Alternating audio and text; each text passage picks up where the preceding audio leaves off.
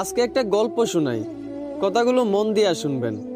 একটা মধ্যবিত্ত পরিবারের ছেলে, সে মোটামুটি সবার সাথেই খারাপ ব্যবহার করে চলতো।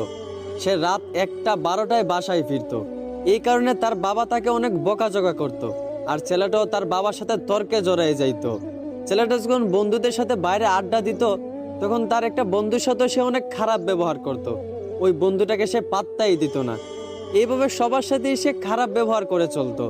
একদিন সে ডাক্তারের কাছে যাওয়ার পর তার ক্যান্সার রোগ ধরা পড়ে। ডাক্তার তখন তাকে বলে, আপনি আর বেশি দিন বাঁচবেন না, মাত্র কয়েকদিন বাঁচবেন। এই কথাগুলো শুনে ছেলেটা অনেক কষ্ট পাইল। প্রতিদিনের মতোই সে রাত 12টার সময় বাসায় ফিরল। এইটা দেখা তার বাবা প্রতিদিনের মতোই তাকে বকাঝকা করতে লাগলো। কিন্তু অবাক করা বিষয়, প্রতিদিনের মতোই ছেলে তার বাবার সাথে তর্কে না জড়াইয়া তার বাবার গালিগুলা মন ভরে শুনতে লাগলো। আর মনে মনে ভাবতে লাগলো, হয়তো এই বাবার গালিগুলো আর কয়েকদিন পর শুনতে পাবো না। ওইদিকে তার মা ডাকতেছে, নে বাবা ভাতটা খেয়ে নে। অন্যদিন হলে সে তার মায়ের হাতে ভাতটা এত সহজে খাইতো না। কিন্তু আজ অবাক করা বিষয়, তার মায়ের হাত থেকে প্লেটটা এনে প্রাণ ভরে ভাতটা খেয়ে নিল। আর মনে মনে ভাবলো, এই বুঝি মায়ের হাতে শেষ খাওয়া। এইগুলা দেখে তার মা বাবা অনেক অবাক হয়ে গেল।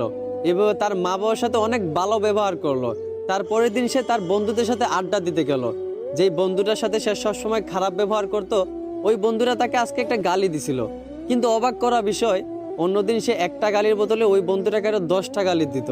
কিন্তু আজ অবাক করা বিষয়, ওই বন্ধুটা গালি দেওয়ার পর সে বন্ধুটাকে জড়িয়ে ধরে কাঁদতে লাগলো আর বলল, ভালো থাকিস রে দোস্ত। এইগুলা থেকে তার সকল বন্ধুরাও অবাক হয়ে গেল।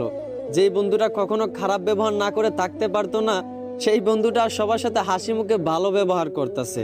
সবাই অনেকটা অবাক হয়ে গেল। ছেলেটা আগের চেয়ে অনেক পরিবর্তন হয়েছে, আগের চেয়ে অনেক ভালো হয়ে গেছে, এখন সবার সাথেই ভালো ব্যবহার করে। এইভাবে মাসখানিক যাওয়ার পর ছেলেটা আবার ডাক্তারের কাছে যায়। ডাক্তারের কাছে যাওয়ার পর ডাক্তারকে জিজ্ঞেস করে, আপনি বলছিলেন আমি হয়তো কয়েকদিন বাঁচবো, কিন্তু প্রায় 1 মাস কেটে গেল। আপনি কি কোনো গ্যারান্টি দিতে পারবেন যে আমি আর কতদিন বাঁচবো? এইটা শুনে ডাক্তার ছেলেটাকে বলতে লাগলো, দেখেন একটা কথা শুনেন, আমি ওই দিন যে আপনাকে বলছিলাম আপনি মাত্র কয়েকদিন বাঁচবেন, এই কথাটা আপনাকে আমি মিথ্যা বলছিলাম। আর মিথ্যা বলার কারণ আপনাকে পরিবর্তন করা। আপনি আগে সবার সাথেই খারাপ ব্যবহার করতেন। আপনার বাবা যদি আপনাকে বকাঝকা করতো, আপনার বাবার সাথেও আপনি তর্কে জড়াই যাইতেন।